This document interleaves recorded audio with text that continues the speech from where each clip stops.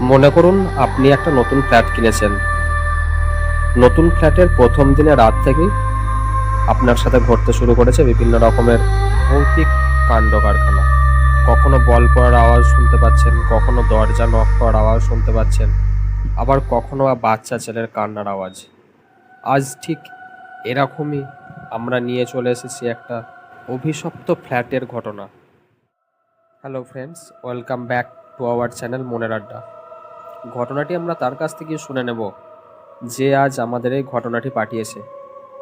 ঘটনাটি শোনার সুবিধার্থে গল্পের আকারে সাজানো হয়েছে। তো চলুন ঘটনাটি স্টার্ট করা যাক। ঘরের দরজাটা বন্ধই ছিল। ঘরের ভিতরটা সেই সময় ছিল শান্ত, নির্ঝুম। ঠক ঠক করে ঠিক সেই মুহূর্তে একটা আওয়াজ হলো। একটা বল মেঝেতে 3বার আছাড় খেয়ে গড়িয়ে গেলে যেমন আওয়াজ হয়, ঠিক সেরকম। ভয়ে কায়রার পিলে চমকে গিয়েছিল। ঘুমটা বেশ জাঁকিয়ে এসেছিল কায়রার, কিন্তু ঘুম তো দূরের কথা, শব্দটা গায়ের রোমগুলোকেও ছাড়েনি। ভূত হলে তাও ঠিক আছে, কিন্তু যদি চোর হয়? ভাবতে ভাবতে সাবধানে উঠে ঘরের আলোটা জ্বেলে ঘর থেকে বেরিয়ে এলো কায়রা। কিন্তু ডাইনিংটা যেন মেরু প্রদেশ, ভীষণ ঠান্ডা। ঢুকতেই কেঁপে উঠল কায়রার শরীর, সেই সঙ্গে গা গোলানো পচা আষ্টে গন্ধ। যদিও ফ্ল্যাটের সদর দরজাটা বন্ধ, শোয়ার ঘর থেকে হামা দেওয়া আলোতেই ডাইনিং রুমের চারপাশে একবার চোখ বোলালো কায়রা। কেউ কোথাও নেই। সব কিছু শেষে পা টিপে টিপে ডাইনিং রুমের দিকে এগিয়ে গেল কায়রা। তারপর ডাইনিং রুমের আলোটা জ্বালতেই কেমন যেন অস্থির হয়ে উঠল ঘরের বাতাস। ঠান্ডা ভাবটা এপাশ ওপাশ ঘুরল কিছুক্ষণ। ঘুরতে ঘুরতেই সদর দরজায় একটা ধাক্কা, যেন কেউ প্রাণপণে দরজাটা খুলতে চাইছে, ঢুকতে চাইছে ভিতরে। ঘড়িতে তখন প্রায় রাত 2টো। কায়রার বুকটা ধড়ফড় করে উঠল। তবুও দরজাটা খুলল কায়রা। কিন্তু কোথায় কে? দরজার বাইরে লম্বা যে লনটা আছে সেটা শুধুই খাঁ খাঁ করছে। ভিতরটা ছ্যাদ করে উঠতেই সব শান্ত, নিস্তব্ধ, নির্ঝুম। গন্ধটাও যেন উধাও হয়ে গিয়েছে। এক কোণে স্থির হয়ে চোখ ঘুরিয়ে ঘুরিয়ে সবটা দেখছিল কায়রা। ধোয়া মোছা ডাইনিং রুমে একটা বসতে ওর দানা পর্যন্ত নেই। কায়রা ভাবল যে স্বপ্ন নয় তো। চিমটি কেটে সে তখন একবার যাচাই করে নিল, কিন্তু সে দেখল যে সে জেগেই রয়েছে। এমনকি তারপরেও সে জেগেই ছিল। তার আর ঘুমই আসেনি। আলোটা জ্বেলে চুপচাপ বসেছিল ডাইনিং রুমের ওই কোণাটাতে। কিন্তু ভোরের দিকে কায়রার কখন যে চোখ লেগে গিয়েছিল কায়রা বুঝতেই পারেনি। সবুজদ্বীপ আবাসনের 16 তলার 201 নম্বর ফ্ল্যাটে প্রথম রাতটা এভাবেই কাটে কায়রার। কাজের সূত্রে 20টা বছর বিদেশে কাটিয়েছে কায়রা। টাকাও জমিয়েছে প্রচুর, কিন্তু তার আর ভালো লাগছিল না। ভেবেছিল দেশে ফিরে এই ফ্ল্যাটটায় কয়েকটা মাস থাকবে, তারপর দেখে শুনে একটা ফ্ল্যাট কিনবে। তারপর নিজস্ব ফ্ল্যাটে বাকি জীবনটা মনের আনন্দে খেয়ে দিয়ে বই পড়ে কাটাবে সে। বই পড়ার নেশাটা তার আগে থেকেই ছিল, কিন্তু পেশাগত চাপে এক প্রকার মুছে গিয়েছিল। বাচ্চাদের স্কুলে পড়ানোর একটা প্রস্তাবও জুটে গিয়েছিল কায়রার, কিন্তু শুরুতেই যাই হোক, ফ্ল্যাটটা ওর সহকর্মীর। সেও কায়রার মতো দেশে ফেরার তালে ছিল, তবে বিদেশের লোভটা শেষমেশ আর ছেড়ে উঠতে পারেনি সেই সহকর্মী। তাই সুযোগ বুঝে বছর 5 আগে বেশ মোটা দামে এই ফ্ল্যাটটা কিনে রাখলেও থাকার সৌভাগ্য তার কোনোদিনও হয়নি। শুরুতে একটা ভাড়া দিয়েছিল। ফাঁকা পড়ে থাকার চেয়ে ব্যবহার হওয়া তো ভালো।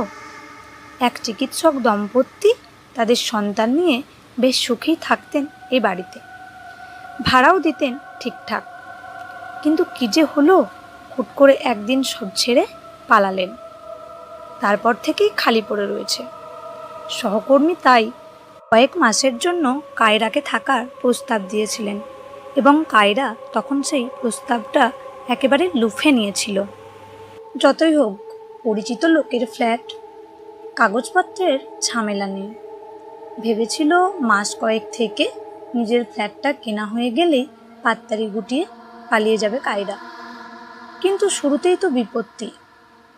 ভূতে বিশ্বাস করলেও ভয়টা কায়রার কোনো কালেই ছিল না। শরীর থাকলে তো অশরীরীও থাকবে, আর এই ঘটনাটা যেন অশরীরী। সেই নিয়ে খোঁজখবর করেছিল কায়রা, কিন্তু কোনো লাভ হয়নি। অন্যের সমস্যায় মাথা ঘামানো তো দূর, শোনার সময়টুকুও নেই পাড়ার লোকেদের। পাশের ফ্ল্যাটের একজন, ওসব আপনার মনের ভুল, কই আমি তো কিছু দেখিনি। তাছাড়া গুজব রটিয়ে ভয় দেখানোটা কিন্তু ঠিক নয় বলে দরাম করে মুখের ওপরে দরজাটা বন্ধ করে দিয়েছিল। তবে মনের দরজাটা বন্ধ হতে দেয়নি কায়রা। রহস্যটা সমাধান করতেই হবে। পরের রাতে তাই একবার প্রস্তুত ছিল কায়রা। আলো জেলে ডাইনিং রুমের এক কোণে চুপচাপ বসেছিল সারাটা রাত। কিন্তু কোথায় আওয়াজ? কিছুই ঘটেনি। এমনকি ঠান্ডা হাওয়া, আষ্টে গন্ধ, কোনো কিছুর চিহ্নই ছিল না। তবে সমস্যাটা বাঁধল তার পরের দিন। তো এই ঘটনাটাকে কায়রা মনের ভুল ভেবে নিয়েছে। তারপর সে নিশ্চিন্ত হয়ে শুয়ে পড়েছিল। কিন্তু আবারও সেই আওয়াজ, মেঝে আছাড় খেয়ে গড়িয়ে যাওয়া বলের আওয়াজ। সেই ঠান্ডা হাওয়ার বিচরণ আবার যেন অনুভব করতে পারছে কায়রা। আর সবশেষে সদর দরজায় ধাক্কা। মনটাকে শান্ত রেখে সবটা দেখছিল কায়রা। এবারে বেশ ভেবেচিন্তেই আলোটা জ্বালেনি সে। বার কয়েক ঠান্ডা হাওয়াটা ঘুরে ফিরে গেলেও আলোটা জ্বালেনি কায়রা। বেশ কিছুক্ষণ চলল এরকমভাবেই, যেন কেউ কিছু কায়রাকে বলতে চাইছে।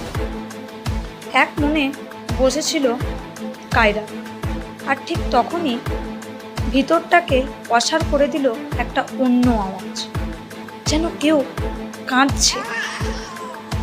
ঠিক যেন একটা বাচ্চা কাঁদলে যেমন আওয়াজ হয়, ঠিক সেরকম। ডাইনিং রুমের একপাশে অ্যালুমিনিয়াম স্লাইডিং দরজা এবং তারপরেই বারান্দা। আওয়াজটা ঠিক সেই দিক থেকেই আসছে।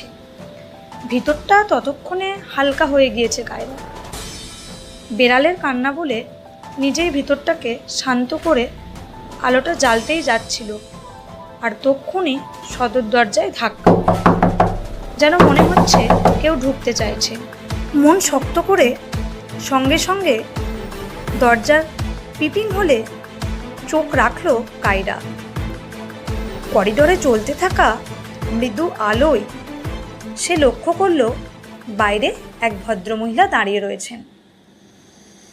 ভদ্রমহিলার হাতে ব্রোঞ্জের চুড়ি, উঁচু করে পরা আটপৌরে শাড়ি, পায়ে সেলাই করা হাওয়ায় চপ্পল, উস্কো ফুস্কো চুল, চোখ দুটো বেশ বিষণ্ণ। আপাতমস্তক দেখে কিছুটা হলেও সাহস জুটল কায়রা। ভয় পেলে মানুষ তো মানুষকেই পাশে খোঁজে, তাই না? দরজাটা খুলতেই মহিলা বেশ উদ্বেগের সঙ্গেই বলল, বাচ্চা ছেলের গুঙানি শুনে ছুটে এলাম দিদিমণি। বাচ্চা পেটাচ্ছিলেন নাকি? কথা বলতে কষ্ট হচ্ছিল কায়রার, তবুও বলল, আমি মারিনি, আমার কোনো বাচ্চাও নেই। কথাটা শুনে বেশ জোর গলাতেই মহিলা বলে উঠল, তাহলে সে কে কে? মহিলার তালে তাল মিলিয়ে জিজ্ঞেস করল কায়রা। তো এরপর আসল কথা হচ্ছে যে গল্পটা কোন দিকে মোড় নিতে চলেছে। তো পুরো গল্পটা জানার জন্য আমাদের পার্ট 2 এর জন্য ওয়েট করতে হবে। আমরা খুব শীঘ্রই পার্ট 2 নিয়ে আসতে চলেছি।